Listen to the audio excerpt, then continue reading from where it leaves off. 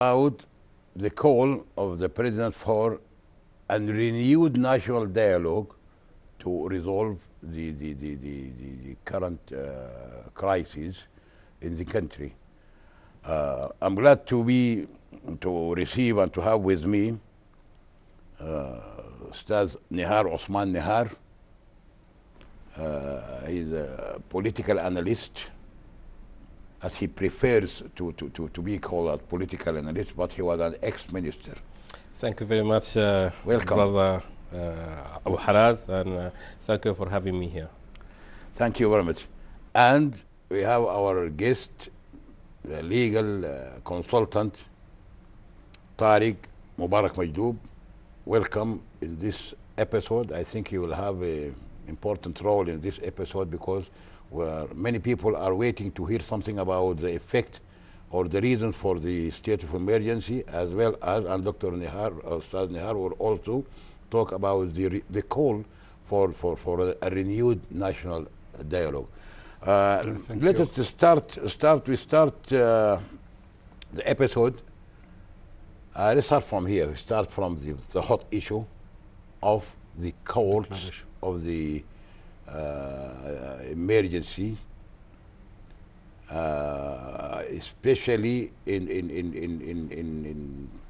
which tried many of the protesters, which some people they consider it is not compatible with what the president said and what the vice president said and what the National Intelligence and Security Service Director, they repeatedly telling that the state of emergency is primarily stated or declared to combat the corruption cases and to combat the illegal dealing of dollar. So can you tell us about the courts, these courts, and how can how can we tailor or how can we make their verdicts and their sentences consistent? Yeah. It's very important to have consistent because, as you know, in your judicial system, as they say, sometimes they say injustice anywhere is a threat to justice everywhere. Yeah. So I think this is a hot issue now. Yeah, thank you very much. I appreciate the question, and I was wondering if you talked last time about the declaration or should mention something about it, because yeah, you can talk. You can talk about what we. There are two aspects of the declaration. There is a notional aspect, which is the declaration by itself and legal necessity or legal facts, which objectively necessitates the declaration of emergency, and the other thing is the operational part. So what is now being discussed in the national legislature is the declaration of emergency. Yes. And what you're about discussing is the operational part. These are the measures taken pursuant to the declaration. Yes. So the declaration is just one page presidential order, that's presidential order number 6, 2019, which declares the state of emergency.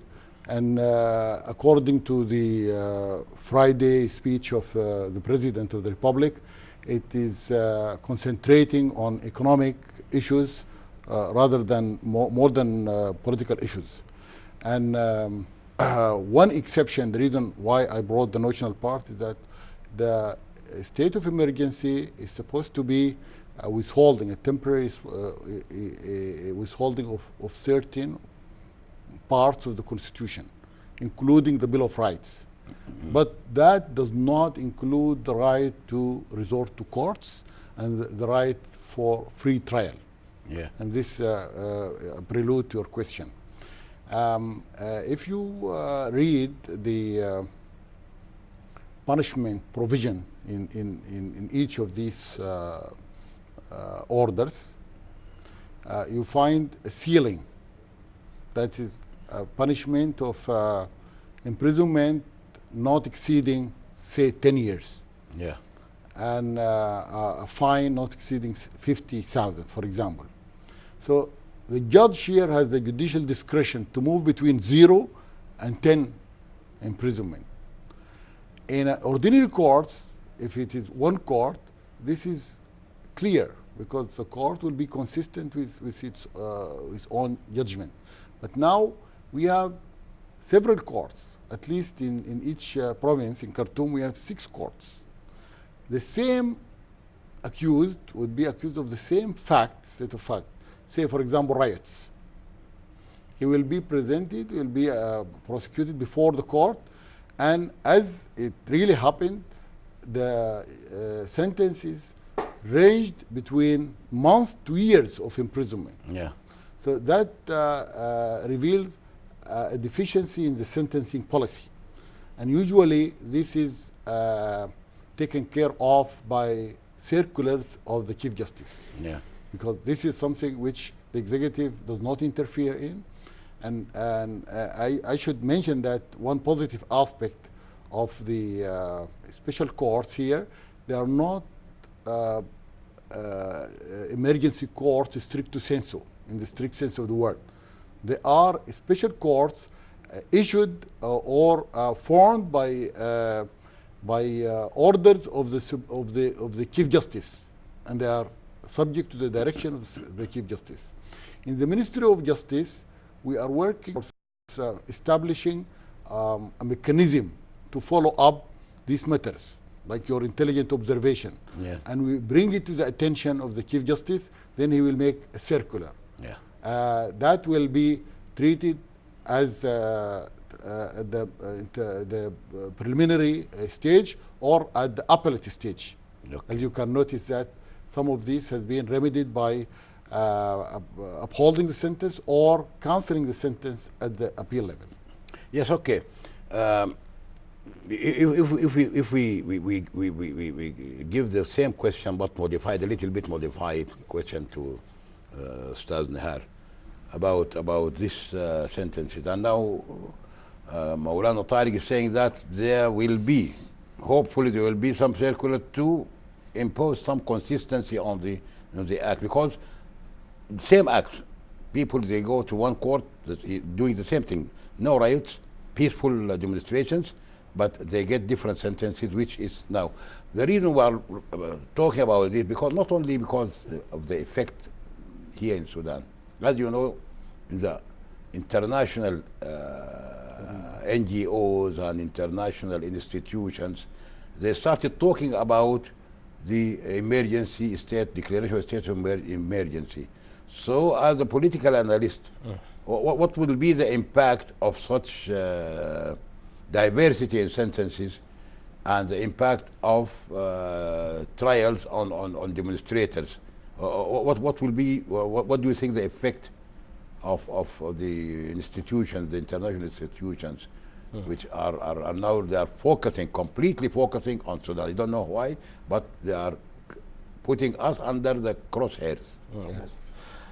To begin with, as Maulana Tariq said, it is as the end, the discretion of the judge that makes the sentences severe or less severe.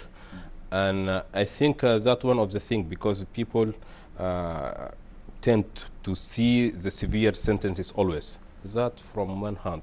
The other hand, even without the state of emergency in the West and in the democracies, if you want to demonstrate, there is also framework for that, and you have to be abide by the law. I have been, I lived sometimes in the Netherlands, and the beginning of the 2003, 2004. In that time I was the people was carrying arms in Darfur, and we tried to have some demonstrations there. Without getting authorization from the authority, you cannot do it.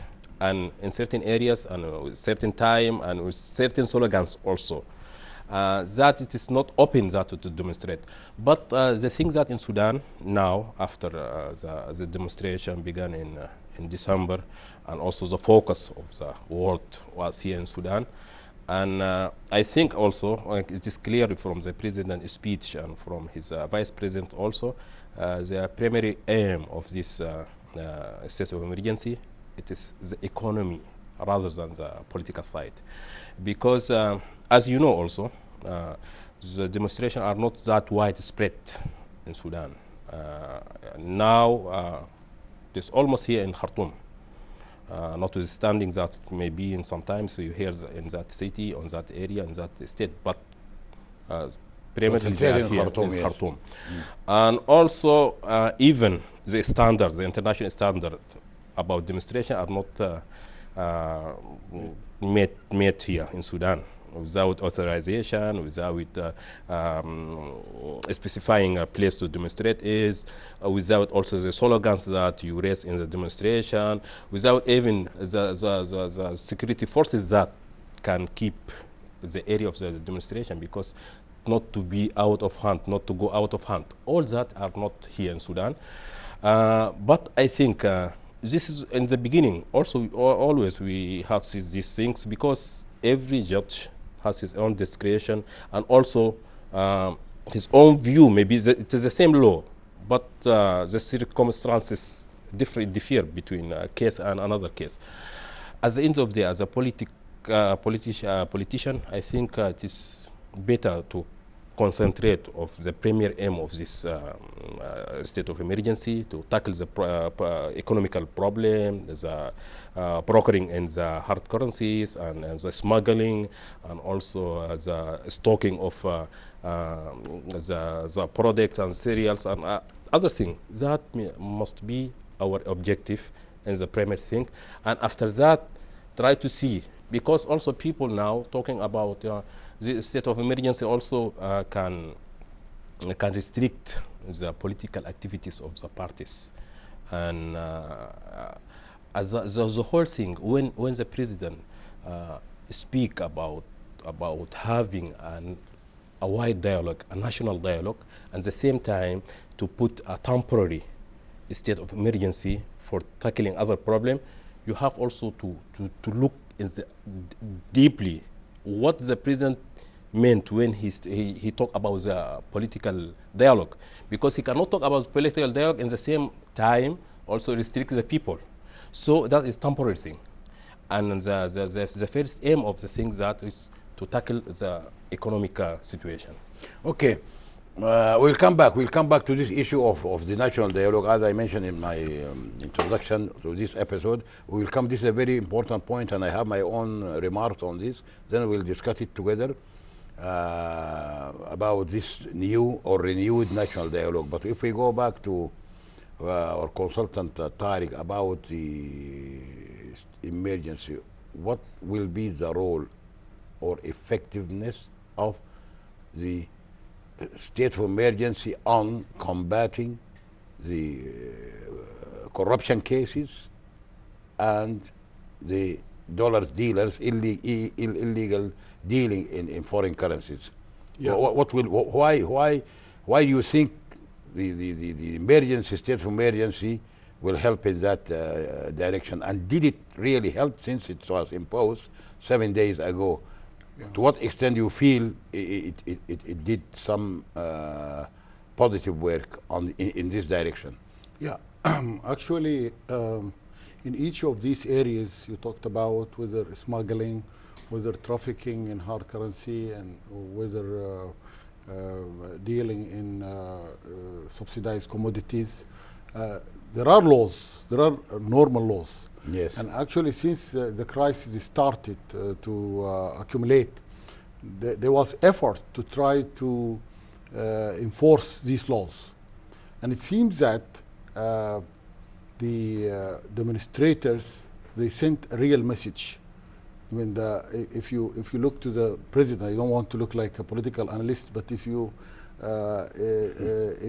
concentrate or you focus on the between the lines in the message sent by the President of the Republic, I agree with my colleague that what is really intention, the essence is about combating the economic crisis. Yeah. The reasons underlying the economic crisis. And in answer to your question, the emergency measures, yes, they do accelerate and they do have speedy trials and speedy procedures. Despite the guarantees which we talk about, then we were expecting urgent and effective roles the balance is now in favor of effective enforcement of the law. Yeah, we also keep a reasonable attention, consideration to due process of the law, but now the economic crisis reached a point which justifies curtailment of certain limits of freedom and using special courts in the sense of specialized, not in the sense of emergency court, as I mentioned. They especially in relation to corruption and economic crisis related crimes, rules of procedure which are particularly issued by the Chief Justice, Yes. not the normal criminal procedure code or the civil procedure code. And although the 15 days or less which passed since the declaration of emergency are not enough to assess and evaluate the efficiency and effectiveness of these measures, but I was in the emergent or the specialized committee discussing the declaration, and the authorities, they presented figures indicating that there are solid evidence that corruption has been cornered, has been seized. And there are more procedures and more results to appear in the next few days as the policies and plans of these bodies are in place. Okay, this is one aspect, but I agree with you. It will help because it uses shortcuts to achieve or to bypass the needed, actually the needed judicial prudent steps. Yeah. This for justice to make sure that justice is applied. I should mention specifically the lifting of immunity.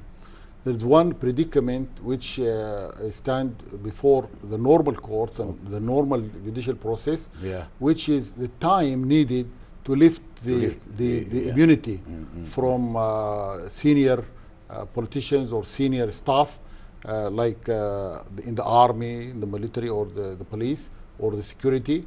Now, according to the first order, emergency order, the President of the Republic delegated his powers of lifting these emergencies to the Attorney General. Okay. So now there is a shortcut. A shortcut. And we are not looking after the merchants only. We are also expecting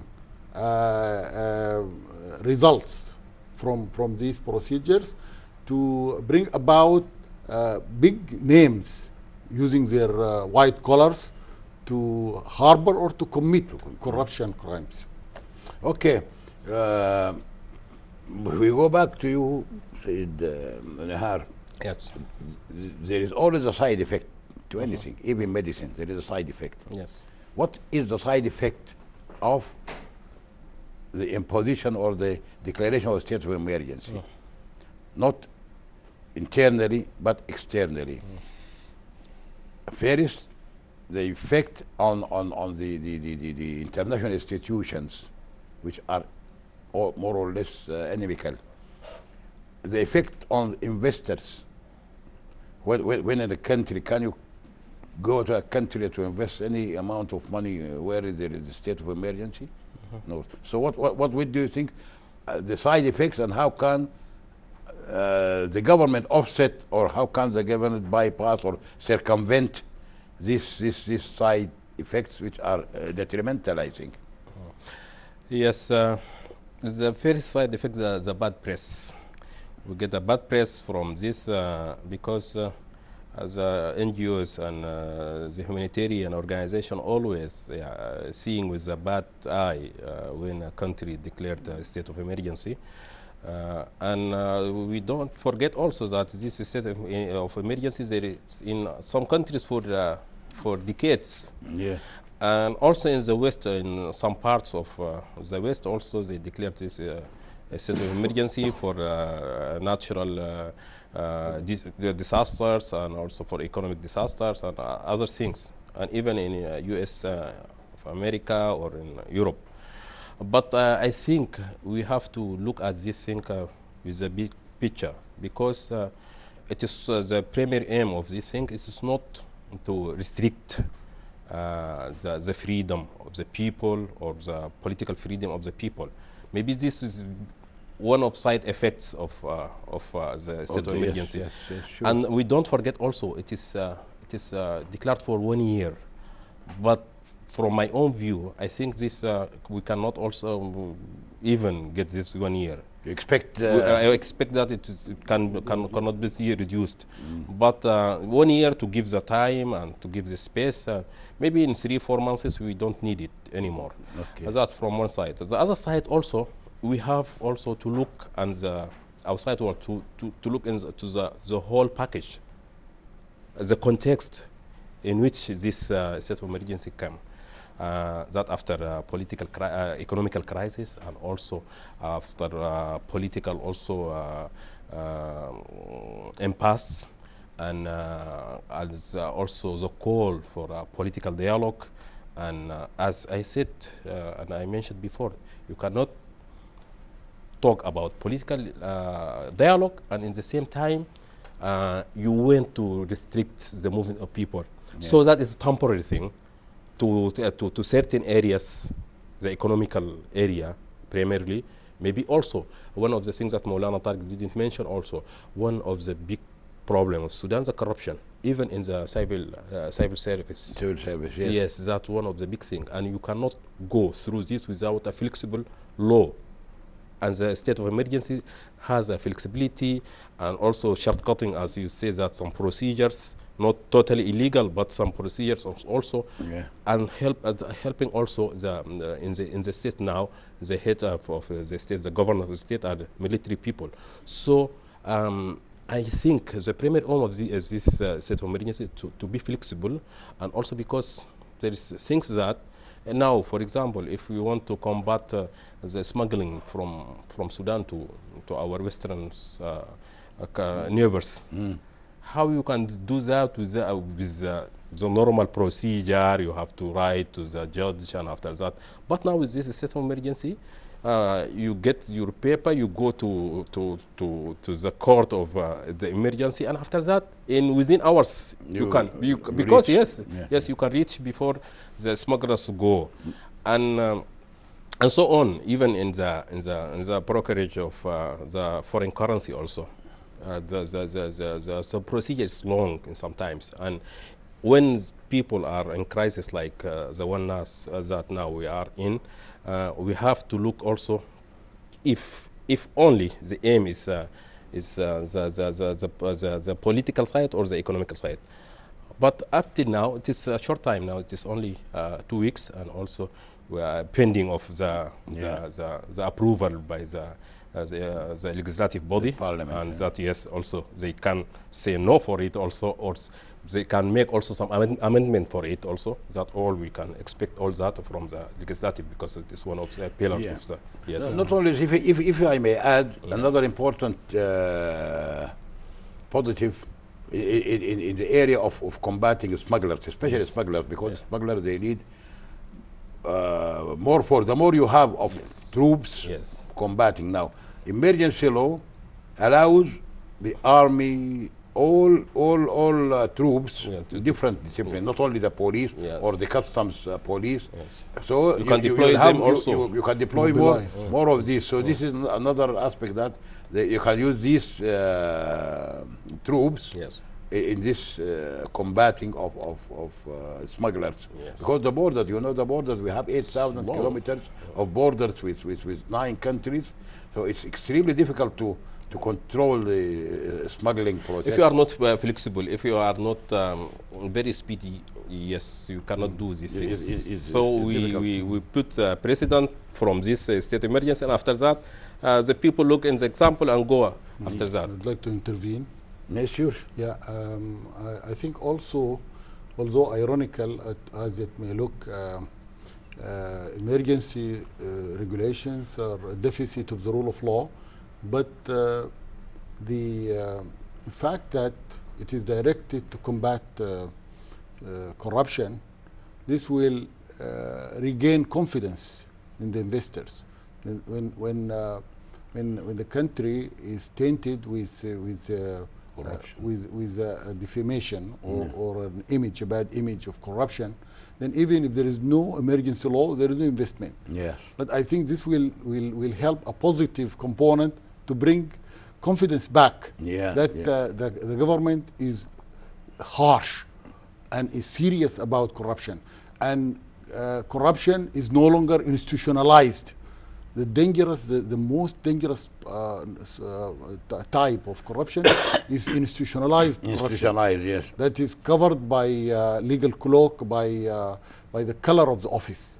The other thing I want to mention about the international impact of the emergency, it is very important to mention that you all know that nowadays the 40th session of the Human Rights Council is being held, and on Wednesday it is reported that during the annual report of the High Commissioner of Human Rights, they mentioned Sudan as the first example of being harsh and using excessive force against demonstrators, seeking to send a message to correct inequality for economic resources and economic wealth. And this is item 2, in which we can respond and we can present our statement. Luckily, at the same time, I also read that our permanent representative, Sudanese representative in Geneva, presented a statement calling on the United Nations to accord equal importance to sustainable development goals as they do to the keeping of peace, because you cannot concentrate on international civil and political rights, ignoring the economic sides. Yes. These economic sides have their impacts, which could be remedied, which could be rectified by more international support. Okay. I have one question, very important question before we go to the national dialogue. One of the reasons, or one of the justifications for imposing the declaration of the state of emergency is the dollar deal. I mean, is to lower the dollar rate or to increase the pound rate, Sudanese pound rate. It worked well at the beginning of the declaration of state of emergency. It worked well. It went down to drastically, but it rebounds. It bounced again. This week it bounced again. A little bit. State of emergency in action. What do you think? What both of you? But you start with. Yes, I think the dropping in the price of the dollars, especially, was a psychological thing more than economical or market-wise mechanism. Yes. Because, as you know, after the declaring of the state of emergency, people try to get rid of the foreign currencies that they have. Yeah. And after that, also, they are seeing that there is no steps that are beginning to be harsh on them. The market began to go back to his normal way.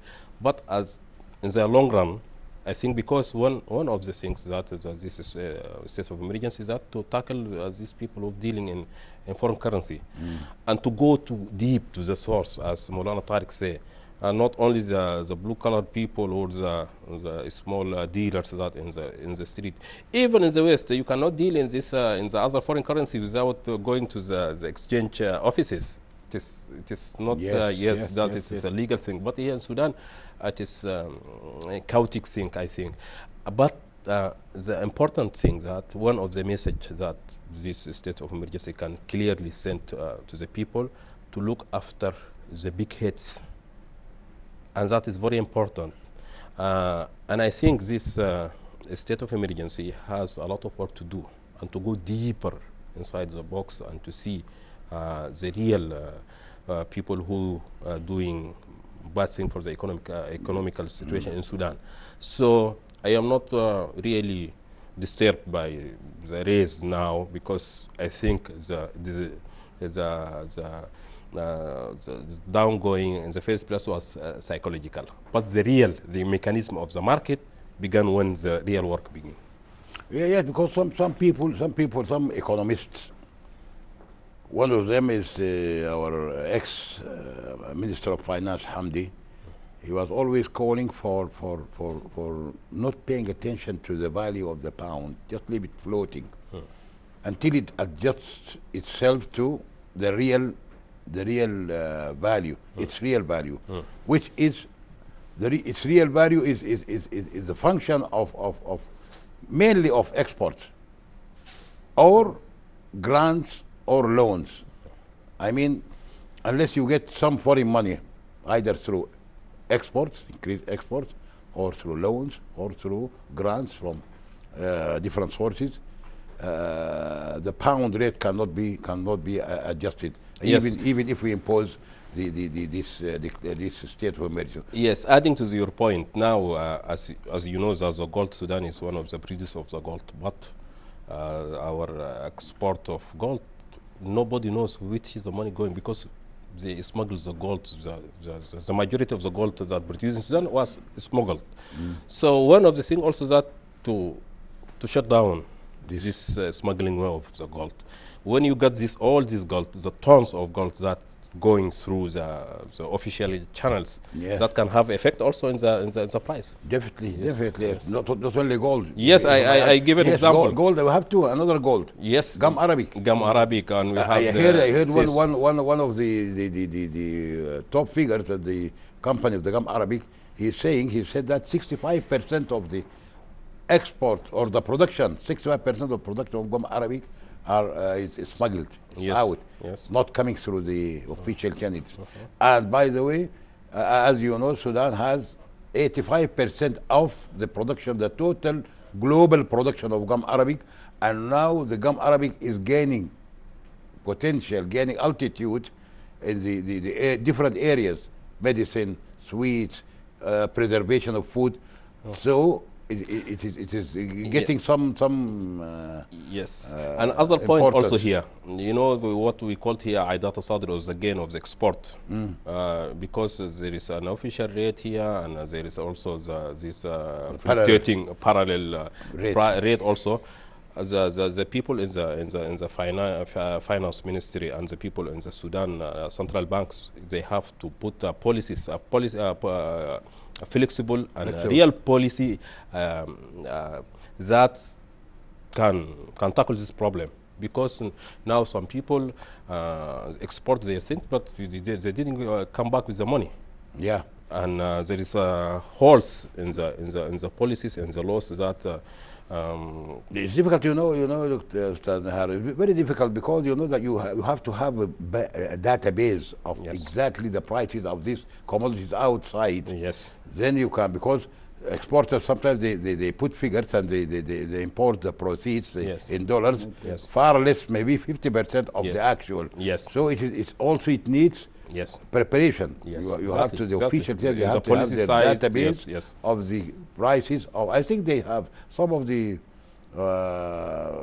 institutions here in Sudan, they have some information. But if we go back to our legal consultant, Dr. Tariq. Yeah, I think the cash flow will also be accelerated. One aspect of inflation relates to the liquidity. Yeah. Now people are I mean, the vast majority, even the new prints, they have never seen the banks. They are stored, they are withheld and screened in the houses. And given the harsh penalties given to, it is considered to be an offense to keep money outside the banking system. People will prefer to deposit their money, and then this will have the effect, a positive effect of regaining confidence in the banking system. Okay. One important thing also is in which we need actually the very efficient information objective or role of the intelligence. Now, security forces are being used as as uh, means to deter demonstrators and things. We need them more in bringing information, in finding information regarding the economic, who is doing what, and this is something to capitalize on the security at this era, instead of being used as an army or working the work of the police. They should concentrate on intelligence, collecting data, analyzing data, bring it forward to the Attorney General or to the police, so that we use the harsh or the heavy fist of the law against those smugglers, against those criminals. Okay, let us now shift completely to the other side of the Declaration. state of emergency, which is the national dialogue, the renewed national dialogue. Yes.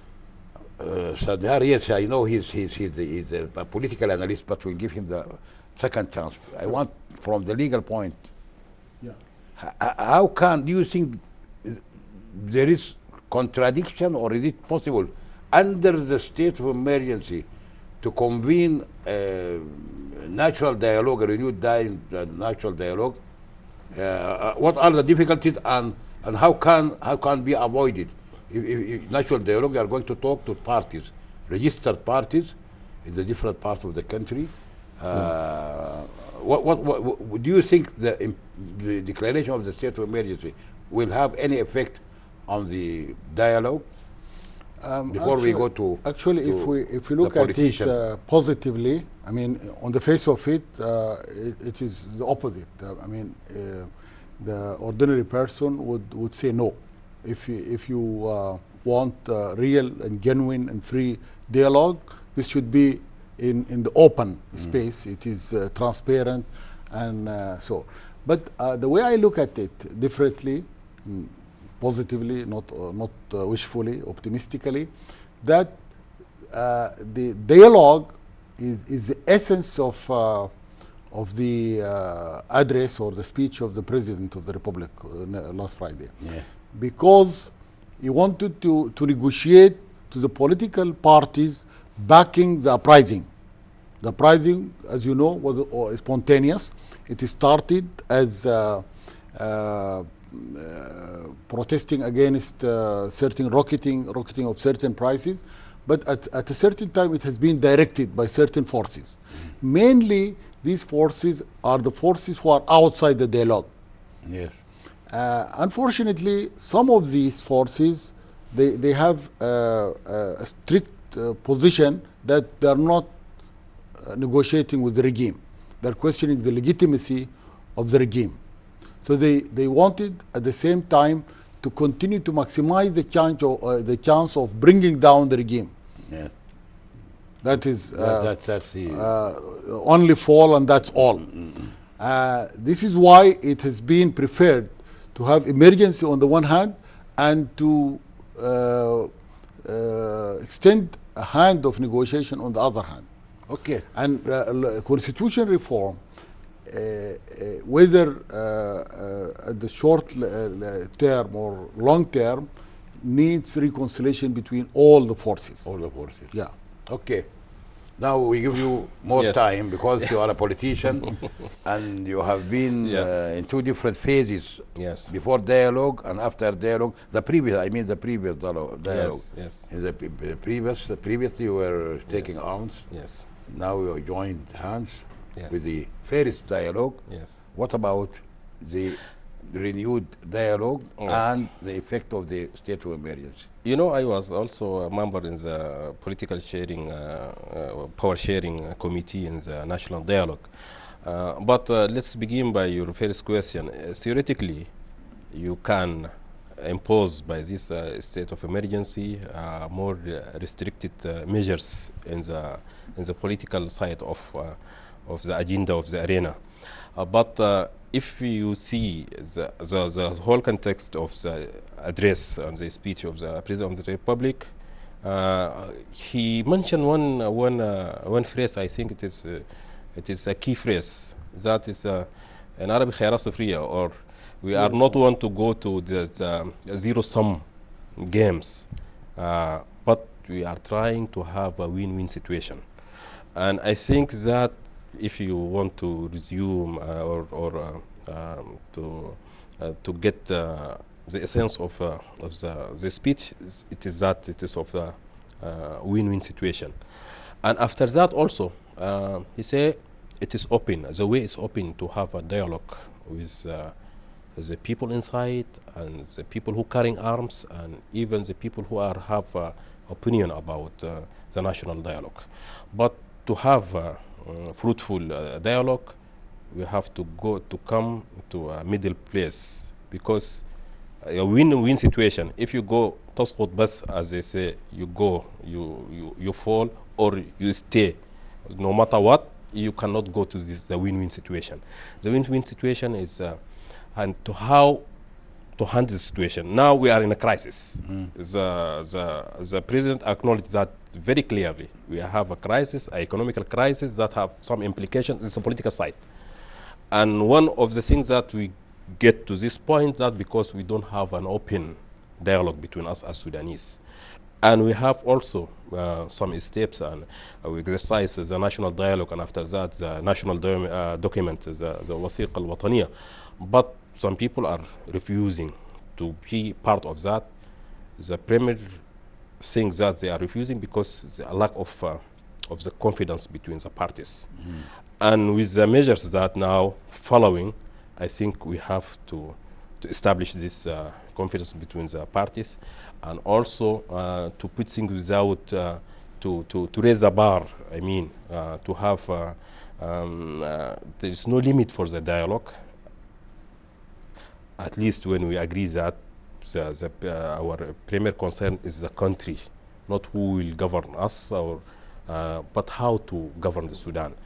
And also to include people, to have all the political forces on board, no matter that they are in the left or in the right or in the middle, or people also, because as you know also, the president also mentioned the youth, because the youth, this is the people who make now this equation, and they are lost in the middle, because the political class are very away from this youth, and from their aspiration, and from their expectation, and also from their views and demands. And they are also living in a world that is very easy to get the information. So that's one of the things, that to have a dialogue with this.